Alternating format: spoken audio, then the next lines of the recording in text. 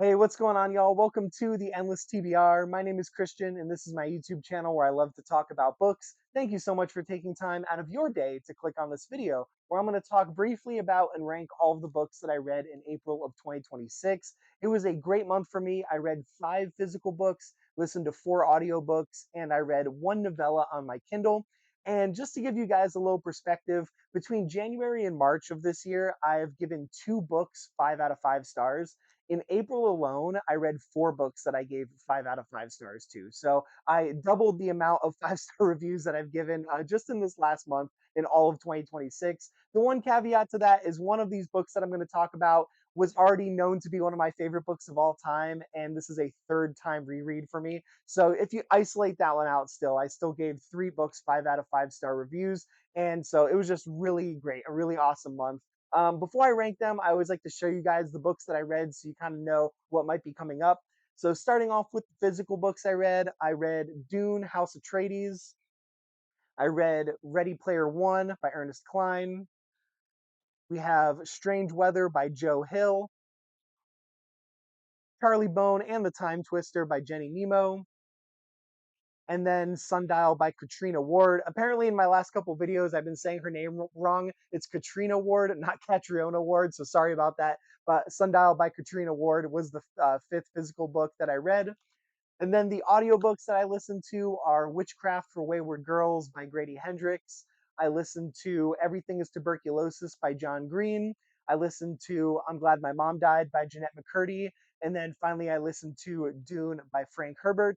And then the one novella that I read on my Kindle is called Carmilla by Sheridan Le Fanu. This is an ancient, or not ancient, but 1800s Gothic fiction that I had to read as part of a class that I'm taking. So those are the 10 books that I read, and now I'm going to rank them and talk briefly about them in order from my least favorite to my favorite read. As always, this is just based off of my personal subjective feelings about the book, and let's get into it. Coming in 10th place for the month is going to be Charlie Bone and the Time Twister. This is book 2 in the Children of the Red King series by Jenny Nemo.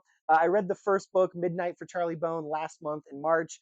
And unfortunately, Midnight for Charlie Bone also came in at last place for my recap of my March readings. I will say I think the Time Twister is a step in the right direction. I would give it like a 0.25 or a zero point 0.5 star higher than the first book because I think it focuses in on a lot of the aspects from the first book that were not focused on, like Valore's Academy and the endowed children, their powers and their personalities. So the fact that we got more of that in this book, I think, was a step in the right direction. I also thought the main plot that revolves around this item called the Time Twister that can be used for time travel. And basically, one of Charlie Bone's ancestors named Henry Ubeam gets transported from the past into the present day. And I thought that whole subplot was cute and entertaining and fun. So I would give this one a step up, but unfortunately, it is still my least favorite read of the month.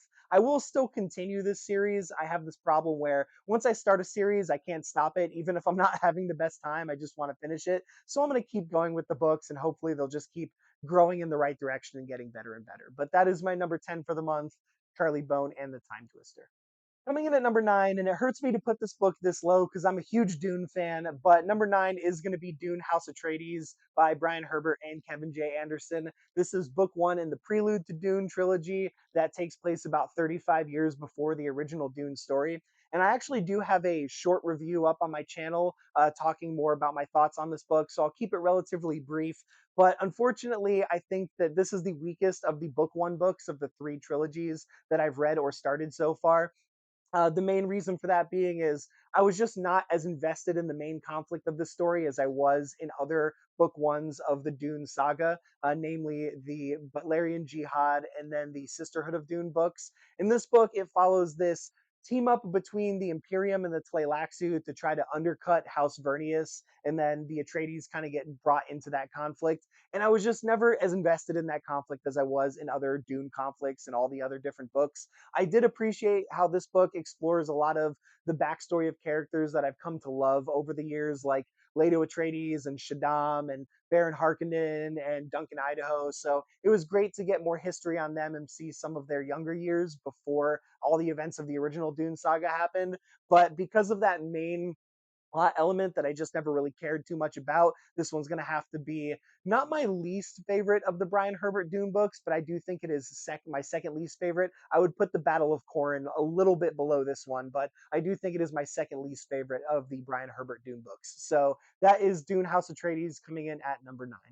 Coming in at number 8 is going to be the novella that I read on my Kindle, and that is Carmilla by Sheridan Le Fanu. This is an 1800s Gothic horror novella that is pretty short. It's only between like 85 to 100 pages based on which edition you get. I got the illustrated edition because I like looking at the pictures. So that was closer to 100 pages for me, but it was a really good time. This is a novella that I had to read for a class that I'm taking, and it explores a lot of the origins of the vampire genre within gothic horror. A lot of the things that occur in Carmilla kind of set the scene for Bram Stoker's Dracula a couple decades later. So I would say, in the grand scheme of things, I think this was a fun and entertaining read. It's definitely short, so even if it's not your favorite, it's not like a huge time slog to get through. If you're really interested in Gothic literature as a genre and the history, and exploring, like, all the 1800s classics, and you especially like vampire lore, I think that Carmilla is definitely worth the read because there's some great things in here that you can see influence later installments in the genre. And there are some terrifying moments in here. Nothing that truly scared me, but there's a couple like dream sequences in general that were definitely spooky and made my skin crawl a little bit. So I would say, if you're a fan of the genre, you should check it out. If you're not big on like gothic history and stuff like that, then maybe you can skip this one. But I still found it to be a really good time, and I would give it like a 4 out of 5 stars. So that is Carmilla by Sheridan Le Fanu. Next up, coming in at number 7, is going to be Sundial by Katrina Ward. This is another book that I have a short review of on my channel if you want to check it out. But basically, the story is about this mother and her daughter kind of exploring their family trauma and family past together on this farm out in the middle of the Mojave Desert, where all kinds of weird stuff has been going on.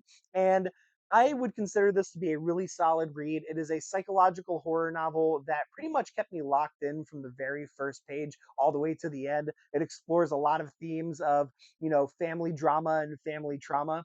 I wouldn't say that it is the scariest book. Kind of like Carmilla, there were a couple moments that were nice and spooky that freaked me out. If you're especially sensitive to those themes of like spousal abuse and animal abuse, you might get more impacted by it. But what I would say is this was just a fun book. It was short. It's like sub 300 pages. It was easy to read, and it was disturbing enough to where I got a good amount of entertainment out of it. There were some good twists and turns, and Ward does a really good job of leaving like breadcrumb trails throughout the story that kind of like enhance the earlier parts of the book once you get to the revelations in the later parts of the book. So a solid psychological horror novel that I would say is a step up from the other book that I've read by her. I read Little Eve a couple years ago, and I think that I like this book not significantly better, as it still has a similar writing style and some similar issues like the dialogue I'm not a huge fan of.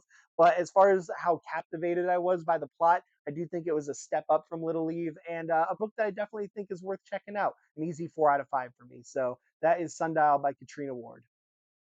Coming in at number 6 is going to be one of the audiobooks that I read, and it is Witchcraft for Wayward Girls by Grady Hendrix. This was a really solid time.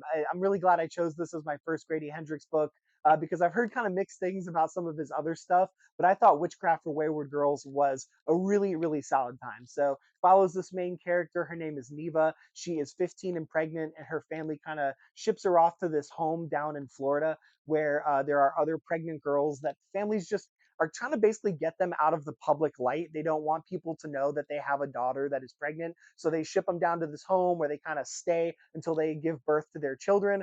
They're then separated from their children, and then they go back to their life. But the life at this home is terrible. The people running the home do not care about the girls at all. They're just treated really poorly.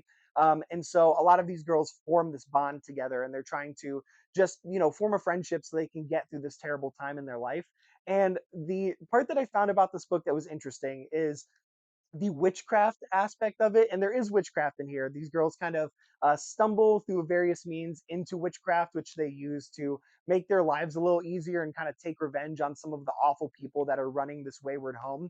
But the witchcraft aspect was kind of like a B plot for me. I really enjoyed the camaraderie between these girls and getting to know about their backstories. Like, there's one girl in particular, her name is Holly, who just has the most horrific and infuriating backstory, and it just made me feel so many like terrible emotions when I was seeing like what this poor girl has been through, and seeing all those girls bond together and talk about their story and try to, prop each other up and support each other. That was the aspect of the story that I really, really loved. The witchcraft stuff was fun too. Like it led to a lot of interesting moments. That's where a lot of the horror comes in, is a lot of the things that happen because of the witchcraft. So that aspect of the story was entertaining too. But like I said, it was really those girls and their stories and how they got along with each other that really made this book for me. And I thought it was a super solid read. I gave it like a 4.25 out of 5. And I definitely recommend it. If you haven't read a Grady Hendrix book, I think this is a good place to start because I haven't read one of his books before this,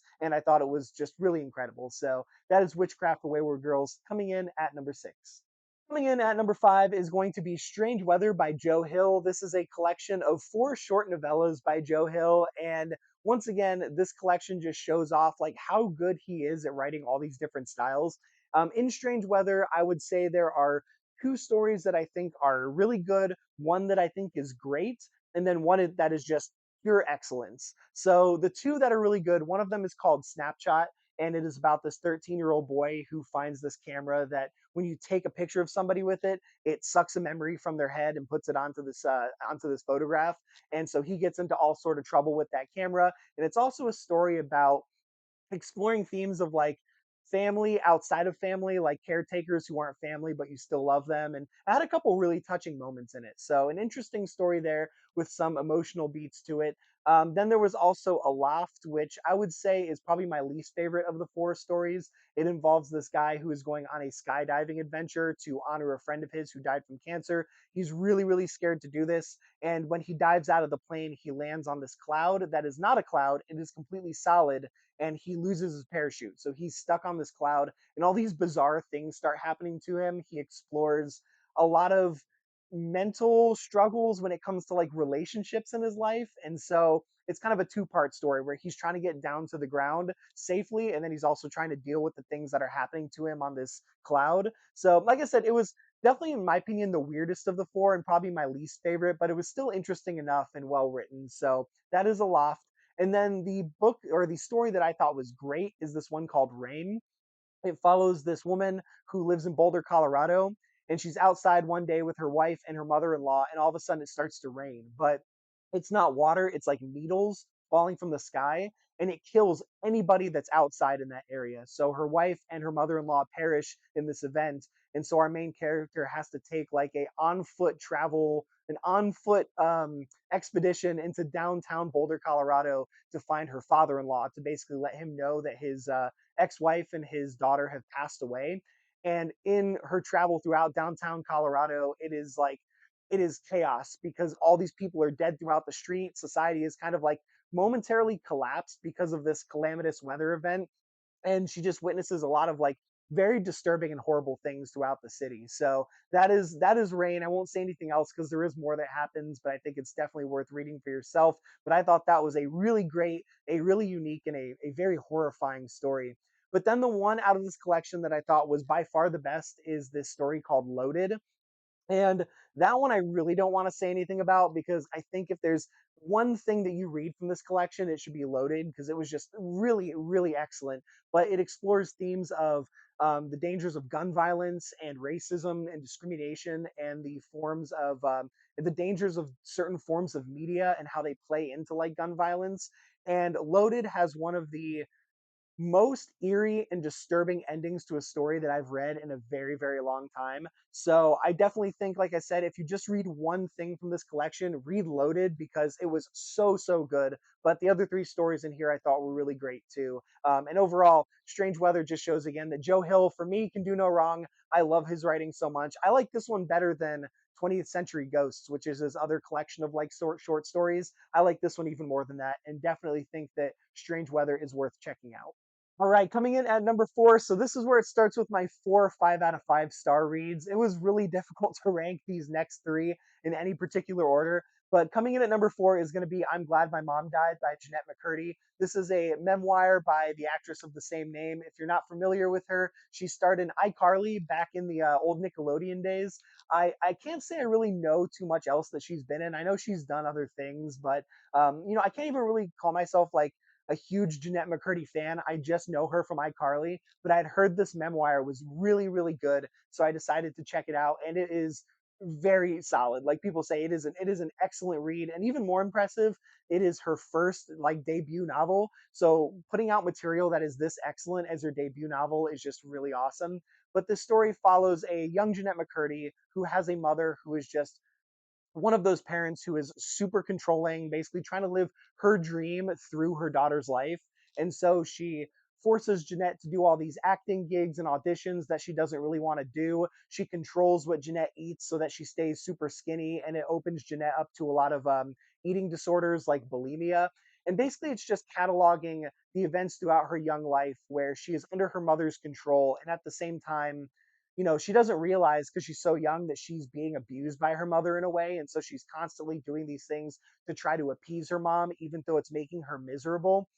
And it's just a really interesting and difficult book to read and listen to, even though it's really powerful, and I definitely recommend checking it out. Like I said, I'm not even a big fan of Jeanette McCurdy. I don't know a lot of her other works, so you don't need to be like a fan of her to appreciate this book. But if you're interested in a really well written memoir that explores a lot of difficult topics, and has some really nice life lessons, like I would say the end of the book is very powerful because Jeanette comes to these conclusions about, living your life your way and finding happiness through your own actions. Those are like her takeaways from her childhood. And I thought those were very important and powerful messages that I think a lot of people should be exposed to. So that is I'm Glad My Mom Died, a really great, solid 5 out of 5 read. And I loved it. Yeah. Coming in at number 3 is going to be Everything is Tuberculosis by John Green. This was really hard to put in number 3. My number 3 and my number 2 book, I keep going back and forth on depending on the day. But for today's list, I'm going to put it in at number 3. This book is one that was not on my TBR, but I had a moment where I needed an audiobook to listen to. I saw it on the Libby app and saw it was only like a 6-hour read. I'd heard many great things about it from some friends of mine, so I decided to pick it up. And wow, this was a journey. Pretty much every emotion that I can imagine feeling, I felt at some point while listening to this book. Happiness, sadness, depression, fear, anger, frustration, just everything came out of me in this book because it is so wonderfully written and it tackles such a tough subject to talk about. So this book tackles a lot of things, even in a short runtime. It is one part a history on tuberculosis, the disease itself, and how it has shaped a lot of human culture and human sanitation and healthcare. John Green says something like tuberculosis is the leading cause of death throughout all of human history. Something like 1 in every 7 human beings that have ever lived have died from tuberculosis. And so it's just talking about the history of the disease and how human kind has tackled it and tried to handle it. On the same time, it is also a story about themes like classism and racism, because the frustrating thing is that tuberculosis could have been either completely eradicated or like almost eradicated, except for the fact that wealthier nations have not taken care of the more impoverished nations and have not given them the proper like sanitation and medicine and healthcare provided to tackle tuberculosis. And so, because of that, it is still rampant in many countries today and still actively killing a lot of people. So the book is kind of a testament to how we as humans have kind of failed to help those in need, and how we can still kind of help people that are struggling with tuberculosis. And then part 3 of this book is a story about this boy that John Green met and became friends with. His name is Henry, and he is a young boy that is in this TB hospital. And it's about his personal journey as he became diagnosed with this disease, how it's been kind of ravaging his body, but how he still has hope for the future that he can be cured of the disease and live a normal life. And it's just supposed to be this reflection on something that millions and millions of people throughout human history have gone through, the stigmas around tuberculosis and the personal struggles that they go through as they're struggling with this disease. So the book jumps around a lot between these different things, these different themes, but it was super impactful. I highly recommend you check it out. Like I said, I wasn't planning on reading this. I just kind of picked it up, and it ended up being definitely one of my reads of the year so far, one of my favorite reads of the year so far, I should say. So that is Everything is Tuberculosis by John Green, an excellent book that I highly recommend. Coming in at number two, and it feels so weird going from Everything is Tuberculosis into this one, but I loved reading this book so much. It is my nostalgia pick for the month, and that is Ready Player One by Ernest Cline. This is a reread for me. I read it back about 8 years ago, right before the movie came out, and decided to revisit it now. And I can tell you, I had a smile on my face for 99% of this book. I had such a great time. I think most people are familiar with the plot. This is a really popular book. The movie was really popular, but basically, you have a guy named Wade Watts who is in this giant worldwide Easter egg hunt through this thing called the Oasis, which is a virtual reality system where you put on this suit and it transports you into this virtual world where you can literally be anybody and go anywhere all throughout ancient history, outer space. Every source of like fiction has been recreated inside this oasis. And the founder and the creator of the oasis passed away and left his giant, like $400 billion fortune to the winner of whoever can win this Easter egg competition. And so it follows Wade Watts and some of his friends and all the other people in the world who are trying to be the first person to find this Easter egg and win the $400 billion. And like I said, this book was just sheer fun from beginning to end. Wade Watts is a little bit of an unlikable character, but he was still endearing. And I kind of like, he behaved how I would expect somebody who has dedicated their entire life to this competition. But also, it was great to see his camaraderie between the other hunters who become his friends and their quest to beat out the corporations that are trying to find this Easter egg for their own greedy self-interest. That was an aspect of the story that I really loved, was just this corporation that is trying to take something that is free and positive for so many people and turn it into something that is just over monetized. Like, it really reflected on a lot of things that I think are happening today with a lot of technologies and a lot of these large corporations. So it made me angry, but it also like created that real world connection for me. And the other thing that I loved about this book is just it is so chock full of references. And I appreciated this more on a reread because 8 years ago, for instance, since I read it last, I've become a big fan of Dune. And there's an Arrakis name drop in this book. And it wasn't big, it was just this little thing, but it made me smile and it made me go, oh, that's a Dune reference. I understood that reference. Like Captain America from the Avengers. So, but there were so many of those from Star Wars, Star Trek, Dungeons and Dragons, like every property imaginable, movie, TV show, music that you can imagine from the 80s is just packed into this book. And it was so much fun to read about this adventure, which was just so fun and lighthearted and enjoyable. And it, like I said, I had a smile on my face the entire time reading this. If you haven't read Ready Player One, I highly recommend it. It was an easy 5 out of 5 star read for me. And I'm really glad I got to reread it because it was just great. So that is my number two book for the month. And coming in at number one for the month, it feels a little bit like cheating, but it is Dune by Frank Herbert. This is not my first time reading this book. It's actually my third time reading this book just in the last couple years. That's why it feels a little cheap to put it at number one, but I did read it this month and I did love it as much as I've loved it the other times that I've experienced it. This was my first time listening to it in audiobook format, which kind of is what spurred me to experience it again. And the audiobook was just incredible. Chef's kiss, from the voice acting to the music and the sound effects. Everything was amazing. And I won't gush about it too much, but I will just say every time I experience Dune, I'm just in sheer awe of the creativity that came out of Frank Herbert's brain. His planning of the plot, the moral lessons, the dangers of the Messiah complex, all these different things that he weaves into his story, the characters, the depth of the ecology of the planet Arrakis, the political landscapes that he builds. Everything is incredible. If you have not read Dune, I highly recommend you check it out. If you're having trouble with the print version, because it is difficult, it's not easy to jump into, I recommend checking out the audiobook version because it is amazing and it might be a little easier to digest listening to it in audiobook format. But it was definitely my favorite read of the month. An easy, like, this is like a 6 out of 5 stars for me. I love Dune so much. If you haven't read it, definitely check it out. And it was my favorite read of April of 2026. All right, y'all. So that is going to be how I rank all 10 books that I read or listened to in April of 2026. Let me know what you think about my ranking down below. If you've read any of these books, let me know what you thought about them. And thank you so much for checking out this video. Stay tuned for more book related videos on this channel. And I hope you guys have a beautiful day out there. Stay safe. Peace out.